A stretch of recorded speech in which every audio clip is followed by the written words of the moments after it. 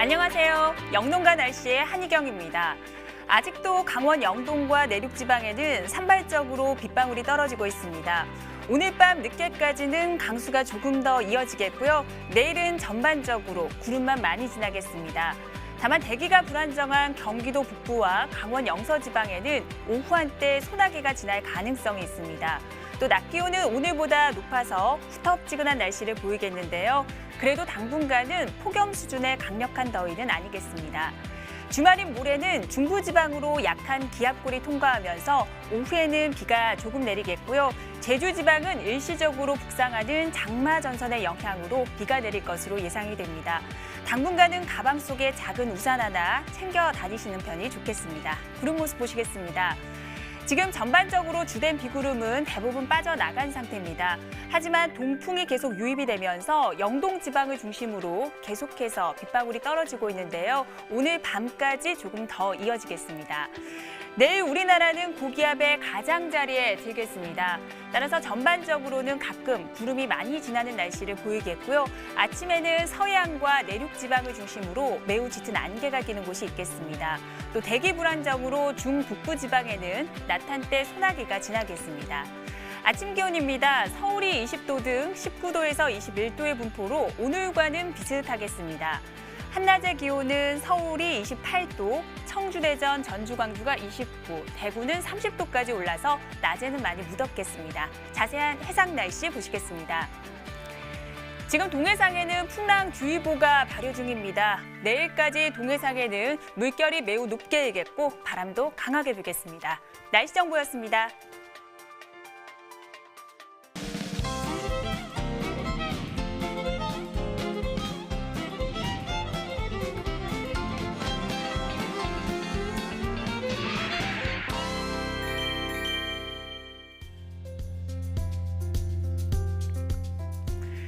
날씨를 알면 농사가 보인다. 영농가 날씨 오늘은 MBS의 조영철 전문위원과 함께 이야기 나눠보겠습니다. 안녕하세요. 안녕하십니까. MBS 한국농업방송 조영철 위원입니다. 네, 오늘은 먼저 기상청의 국민참여관측 홈페이지를 통해서 각 지역 주민들께서 직접 보내주신 오늘의 날씨 풍경을 만나보도록 하겠습니다.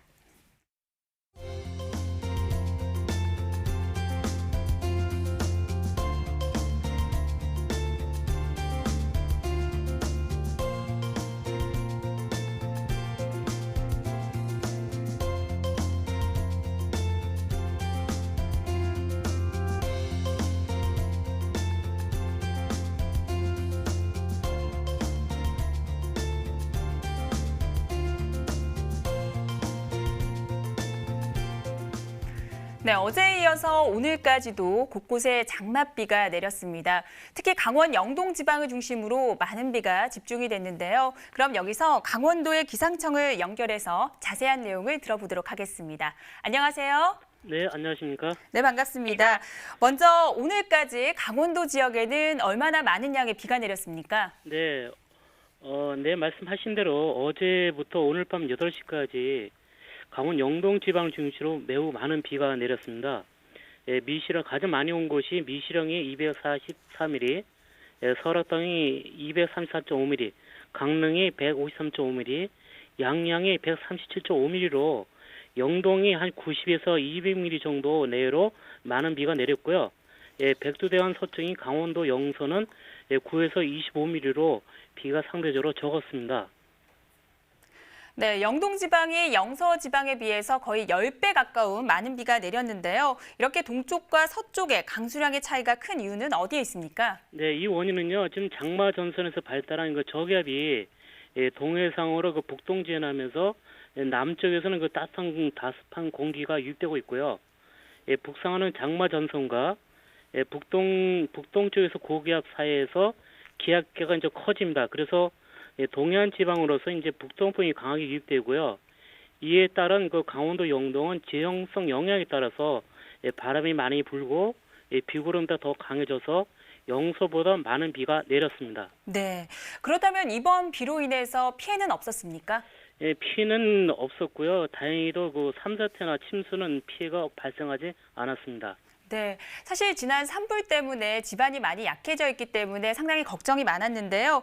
그렇다면 오늘 이후에 장마는 어떻게 진행될 것으로 예상하고 계십니까? 네, 현재 그 장마 전선은 동중국해하고요. 일본 부근에서 머물러 이 오르락 내리락 하고 있습니다.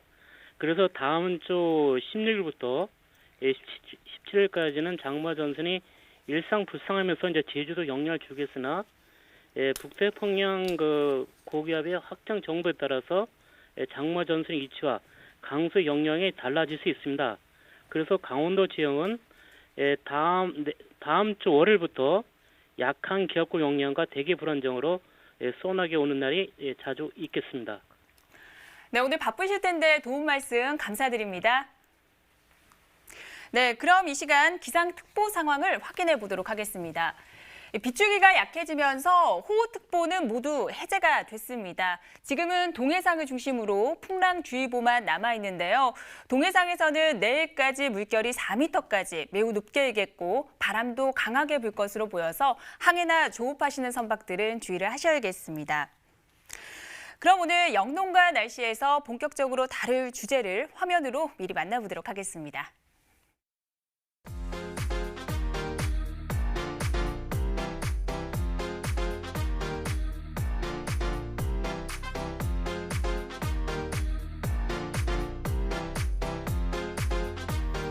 네, 장맛비가 내리고 나서 습도가 부쩍 높아졌습니다. 이런 날씨에 축산 농가에서는 어떤 것들을 대비해야 할까요?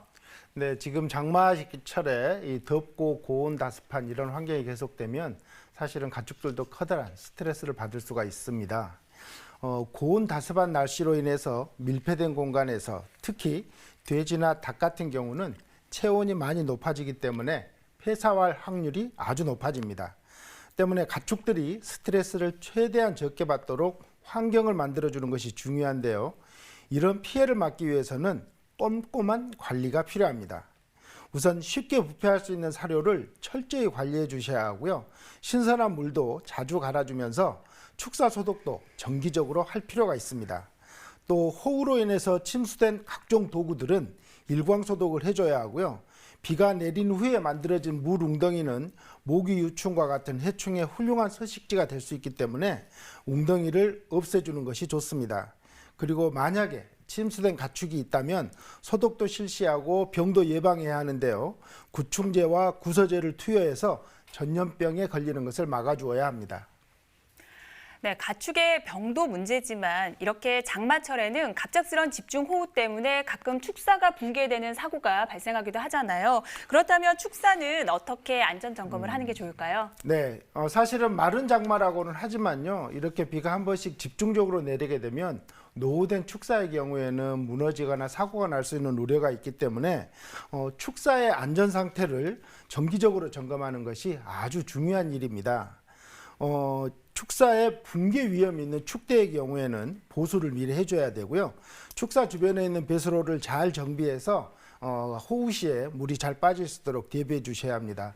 또 노후된 시설의 경우에는 관심을 갖고 수시로 점검을 할 필요가 있습니다.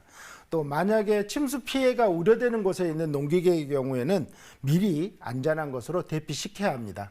네, 알겠습니다. 그럼 여기서 닭과 돼지 농가가 밀집돼 있는 경기도의 포천, 파주, 화성의 내일 날씨와 함께 주간 날씨까지 확인해 보도록 하겠습니다.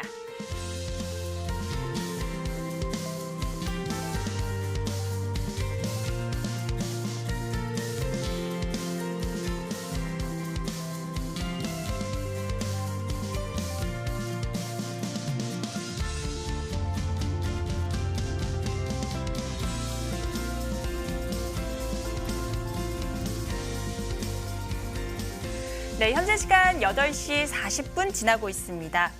한동안은 비나 소나기가 오락가락 이어질 것으로 예상이 되는데요.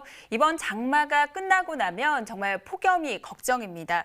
작년에도 장마가 끝나고 찾아온 역대급 폭염 때문에 정말 많은 농가에서 피해가 있었잖아요. 네, 그렇습니다. 폭염으로 스트레스를 받는 것은 어쩌면 사람보다 가축이 더할 수 있는데요.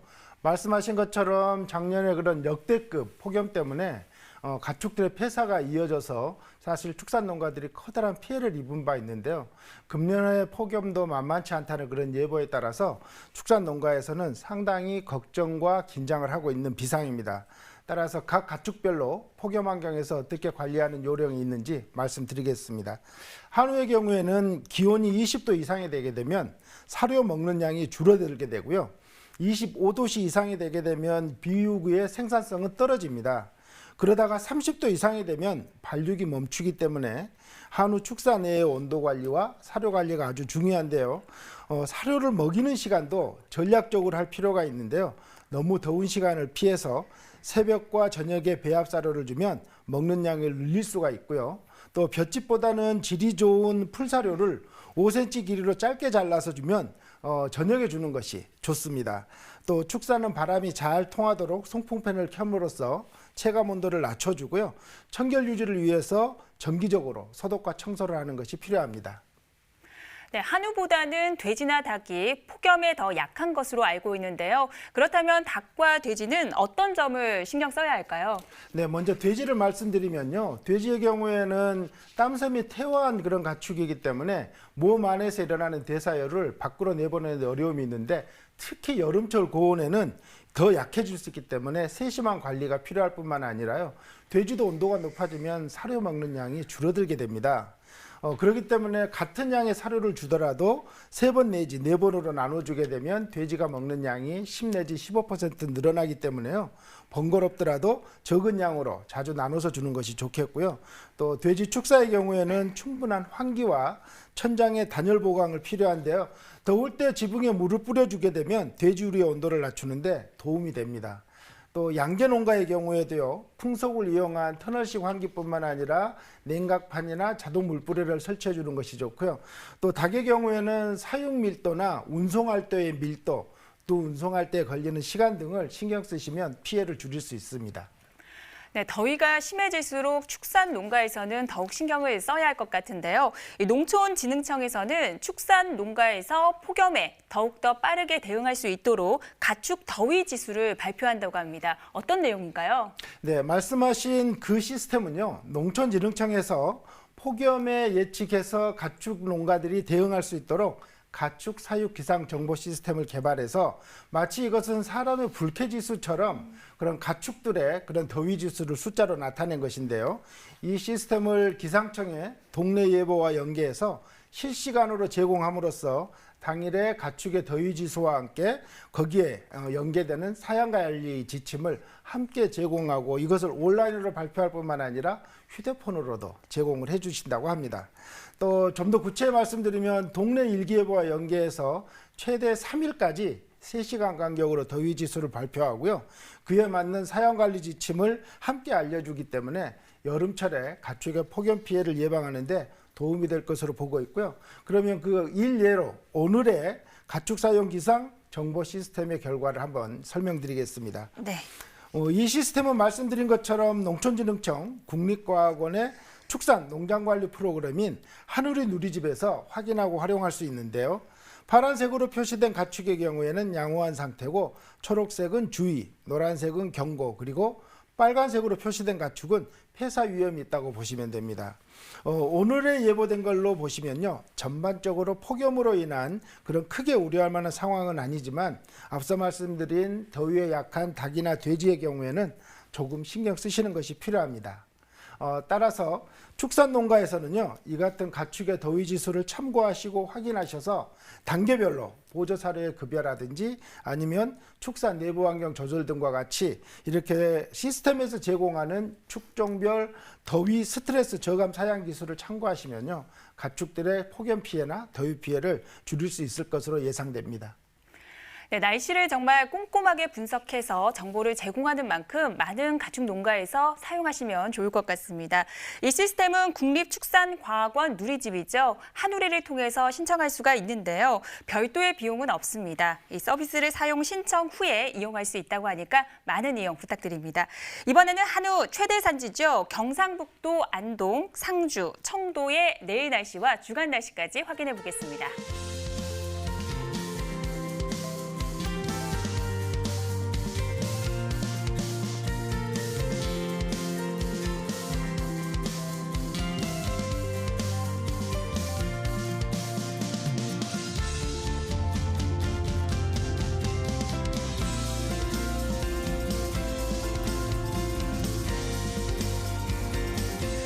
네, 이번에는 병해충에 관한 궁금증을 풀어보는 시간입니다. 오늘의 병해충 상담소 함께 만나보시죠.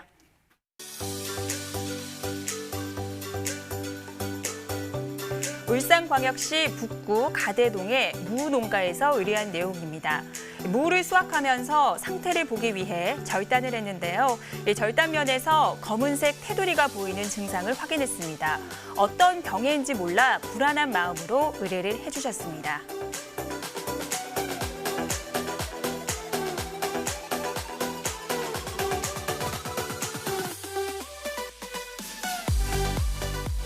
네, 진단 소견으로는 무 시드름병이라고 나와 있는데요. 어떤 병해인가요? 네, 사례와 같은 무 시드름병은요, 무 생육 중기 이후에 나타나는 그런 병인데요. 일반적으로 파종을 한 다음에 2주 내지 4주가 경과되면 걸릴 수 있는 그런 병입니다. 이 병에 걸리게 되면요, 초기에는 잎이 노랗게 되는 황화 현상이 한두 잎에서 나타나다가 병이 진전될수록 전체 잎이 노랗게 변하는 황변이 일어날 뿐만 아니라 새로 난 잎까지도 황화 현상이 일어나는 그런 피해를 주게 되고요.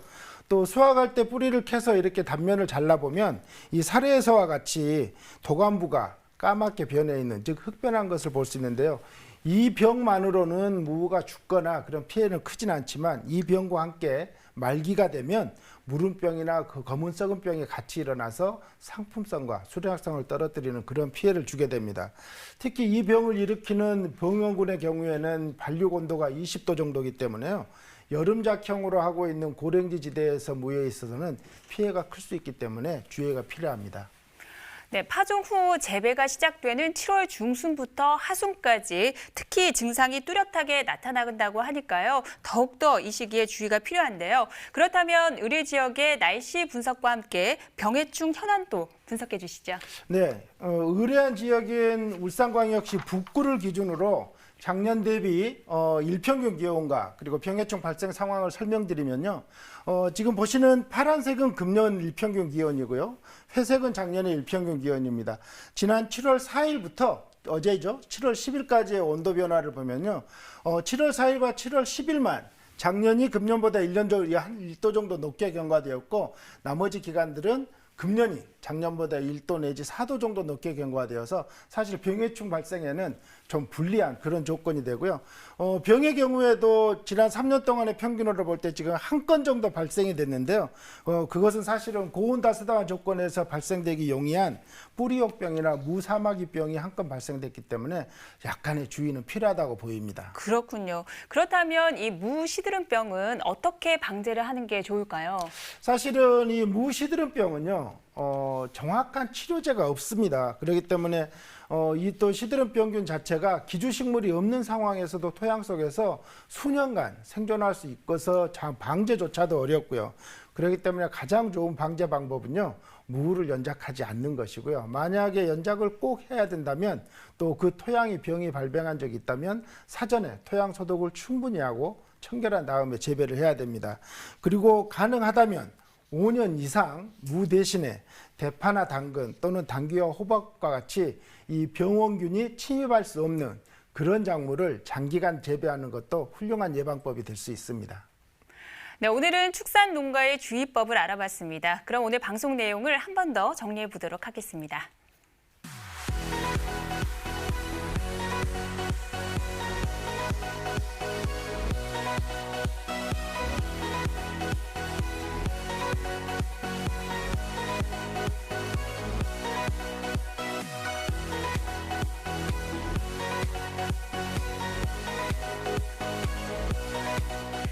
네, 날씨와 농사의 얘기를 나누다 보니 어느새 마칠 시간입니다. 오늘 도움 말씀 주신 조영철 위원님 감사드립니다. 수고하셨습니다.